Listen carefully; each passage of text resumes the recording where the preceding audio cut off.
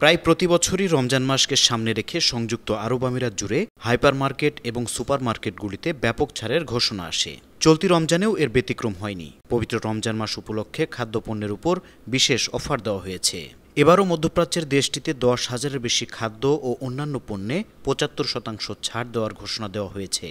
সংযুক্ত আরব আমিরাতের বাসিন্দারা এই মাসের জন্য আগে থেকে প্রস্তুতি নিতে শুরু করে। রমজানের সেহরি ও ইফতারে দেশটির মানুষজন ঐতিহ্যবাহী সুস্বাদু খাবার তালিকায় রাখে, তৈরি করে নতুন নতুন রেসিপি। তাই তাদের সুবিধার জন্যই এই ছাড় দেওয়া হয়েছে। বেশ কয়েকটি খুচরা বিক্রেতা দাম কমানোর ঘোষণা দেওয়ায় গ্রাহকদের উপর ইতিবাচক অর্থনৈতিক প্রভাব পড়েছে। ক্রেতারা অনলাইন এবং অফলাইনে বিভিন্ন ধরনের বিশেষ অফার এবং প্রচারের সুবিধা নিতে পারছেন।